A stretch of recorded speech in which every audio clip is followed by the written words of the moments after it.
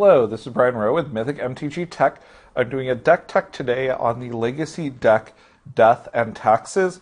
It is a great deck, very solid, playable, competitive, tier 1 deck in Legacy. It's a little weird compared to other Legacy decks as it plays extremely fair. It puts creatures into play, it attacks with those creatures, and it responds to your opponent's threats. It is a difficult deck to play.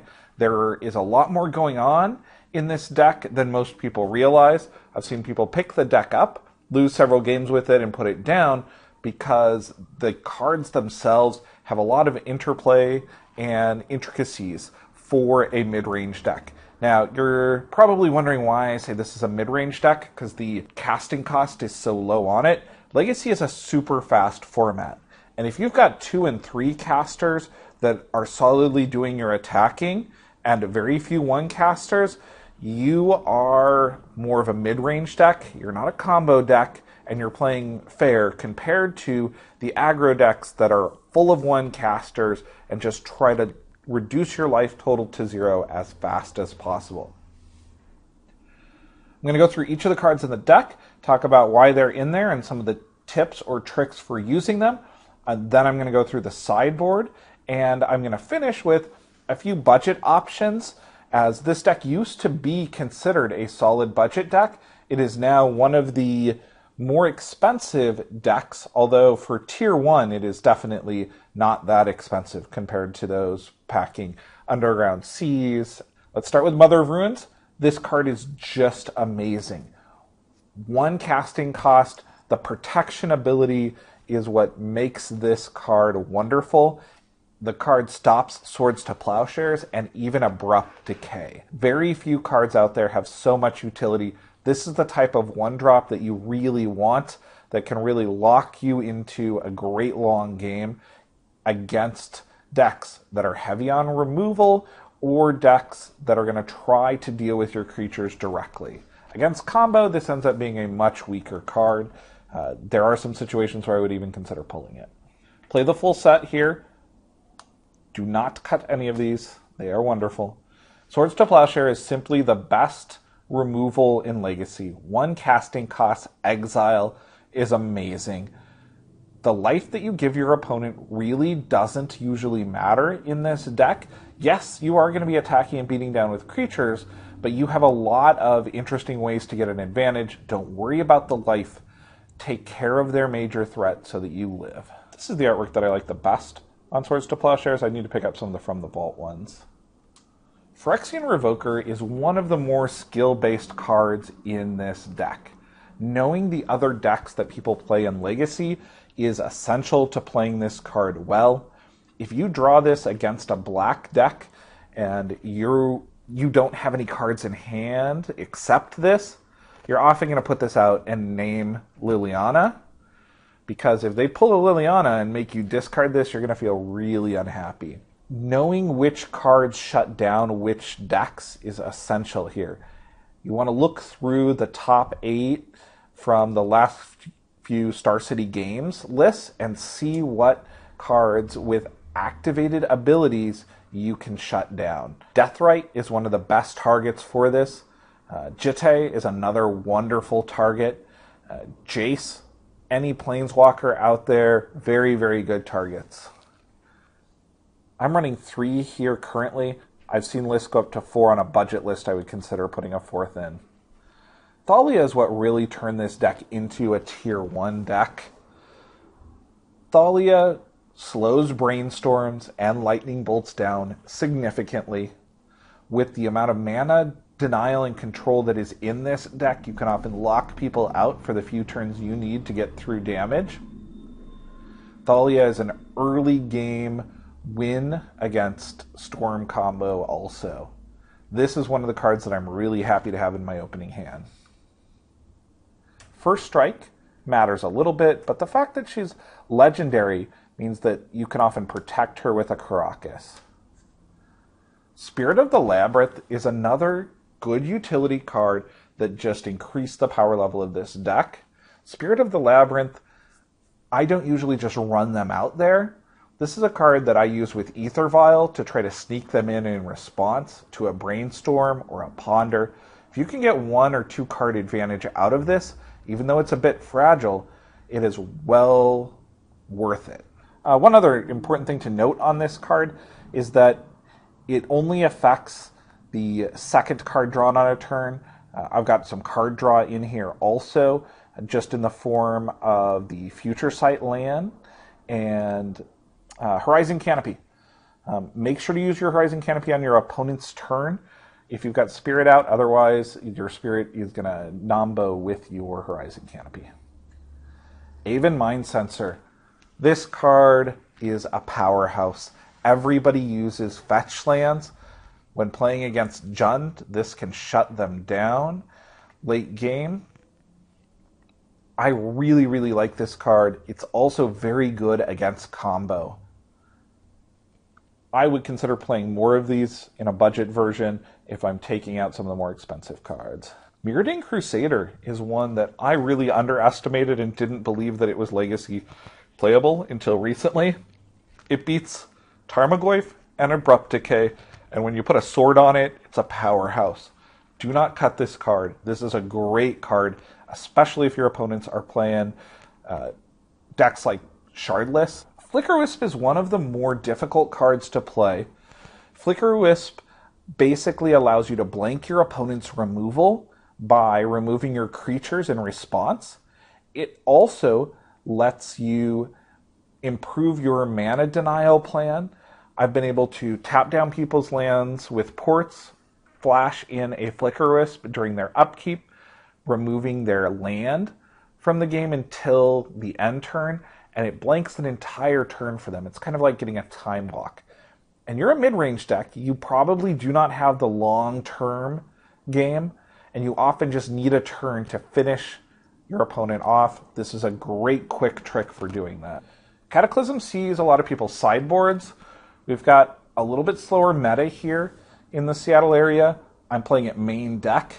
Against mid-range decks, this shuts them down. You get to keep a piece of equipment and a creature and a land, or I often end up keeping Ether Vial so that I can continue to put threats out. I would strongly consider main decking this if you are in a slower legacy environment. Stoneforge Mystic is a powerhouse. This is one of the few cards that was banned in Standard with an emergency ban. It's not just Stoneforge Mystic here that is so powerful. It's the combination that Stoneforge has with Batterskull to be able to sneak Batterskull in and shut down aggro decks. Additionally, this is one of the best cards against combo because it gets you a really fast clock out there by getting a piece of equipment and speeding up your game. It doesn't directly interact, but it makes them go off faster. Finally, it's ideal against counter spells. If you can get this out with an Ether Vial and then get the equipment out, you've gotten around their counter spells and have a real threat on the board. As you draw more equipment later in the game, you're able to put more threats out. Now we're moving on to some of the artifacts here. Fire and Ice is a current MVP in this deck because it gives you card draw. There's so little card draw in this deck. It also increases damage significantly. It's 4 more points of damage, and 2 of that can be targeted at your opponent's creatures or their planeswalkers after you do damage to somebody's face. I really like this card. This is a card that I would not cut in the equipment suite ever. Jitte is amazing. Life gain, board control, the ability to do extra damage and increase your clock. MVP in this deck. Batterskull shuts down your aggro decks. It also plays really well against control decks. The 3 mana to return it makes it very, very difficult for your opponent to destroy also. Ether Vials are at the heart of this deck. Ether Vial provides a significant boost in speed. It also helps you get around counter spells. This deck heavily relies on Ether Vials. Learning the timing of this card is also very important. You activate the card, give your opponent a chance to respond with something like a Stifle before showing them the card that you're putting into play. Occasionally, you can even activate this card, give your opponent the chance to respond with Stifle when you have only a land in hand and they're worried about the threat, so they'll Stifle it. Playing this card is more skill intensive than people realize. Very, very good card. I would definitely leave one of these at 3 and put the other one at 2 if you have multiple out. Mangar is another really, really powerful card in this deck. At first, it looks like you're just getting a 3 casting cost Swords to Plowshare, but the important part here is the card that I've got directly in the land section here, Caracas. And I'm playing the full 4 Caracas. Now, the reason this combos so well together is that the effect of removing him is after the colon. So you can activate his ability, target one of your opponent's permanents, return him to hand, and the effect is still going to happen. I think if this card was created under a modern template, you would, instead of having the remove him after the colon, you would have it before the colon. The reusable effect here, when combined with Caracas, is what makes this a powerhouse. Let's spend a second and talk about Caracas. This was a card I was really, really depressed to get in packs when I opened packs as a kid. And the reason was that Legends were terrible at the time. Over time, Wizards has created so many good Legend cards that this is an absolute must in this deck. It's a very difficult card to get around. If I was going to build this deck on a budget and start to upgrade it, this would be the first card of the land suite that I upgraded into because the utility is so good. Keeps your Legends alive, and it also shuts down Show and Tell. I've even used it against Tassigers to return them to your opponent's hand. Very, very good land. I'm running 4 right now. Some people run 3, but when I want one, I really, really want one. And I'm okay having 2 of them in hand because they often get wastelanded. This deck plays basic lands and a significant number of them. It helps you with your wasteland Stifle decks because you're going to be able to cast spells. These particular planes are my favorite planes. They come from the APAC sets. These lands were handed out in boxes of 4th edition, I believe, in the Asia Pacific countries, and they have historic places on them. So Great Wall of China, Ayers Rock. We've got a sunflower field there. They're just beautiful artwork. The next card that we've got here is Rishadan Port. It is probably the weakest of the lands. It works really well in the mana denial strategy. It also helps you deal with cards like Mishra's Factory or heavy land decks. Very, very good card. Remember to use it during your opponent's upkeep to shut them out of land, or wait until the end of their turn to tap down a land, and then tap down a land on your turn if you're trying to deny them blue sources to counterspell you. Wasteland's another card that is at the heart of this deck. I've got some budget alternatives coming up for it, but mana denial helps significantly. You are a mid-range deck. You're going to want to deny your opponent mana. When to play this is also really important. You want to watch out for your opponent's stifles. Definitely recommend picking these up after the Caracases as the next best land if you're upgrading. Cavern of Souls is another amazing card. You're often naming humans in this deck. Occasionally you will name other things. I would play all 4 of these. It helps your counterbalance matchup significantly. Great card. Very, very, very powerful. If you don't have these, I would pick them up now. Long term, this is going to be a playable card in Vintage, Modern, and Legacy. I can only see this card going up over time. Horizon Canopy is in here as a singleton. Some people play 2. It's a way to get a little bit of card draw, and I do have 1 green card in my sideboard, a creature, who can be cast off the Cavern of Souls or off the Ether Vials also. I would consider playing 2 of these in this deck. It's a very, very good additional land for you. It's also the only land that you take damage from. This deck is very good at preserving your life total. Moving next into the sideboard. I'm still working on the sideboard. This is the roughest part of the deck. Rest in Peace is very, very good against Dredge. We've got Grafdigger's Cage in here also, and Containment Priest. Containment Priest is a bit of a nombo. I'm not running this main deck. If you've got a lot of Show and Tell and a lot of Dredge in your local meta, I would consider running it main deck. Pithing Needle is a very nice card for shutting down people's activated abilities. Flicker Wisp will probably come out of the sideboard here and go into the main deck. I really like this card. Incredible utility. Aethersworn Canonist helps shut down combo decks. Very, very good card. And as you'll notice in this sideboard, a lot of these are artifacts so that you can go get them, or enchantments. The Enlightened Tutor acts as an extra copy of each of those and plays very well with hand destruction as it puts it on the top of your deck.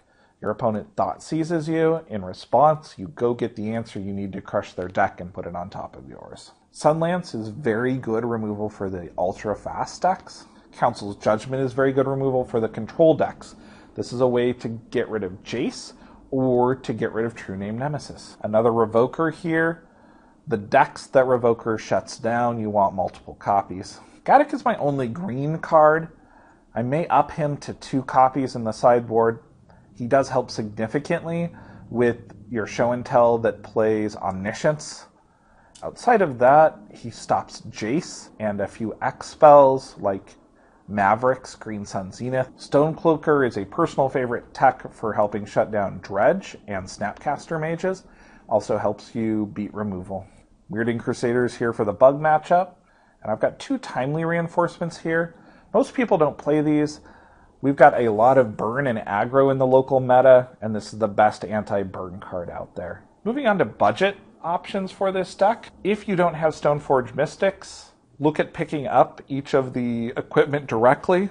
Elspeth is a really nice forecaster that is very reasonable right now.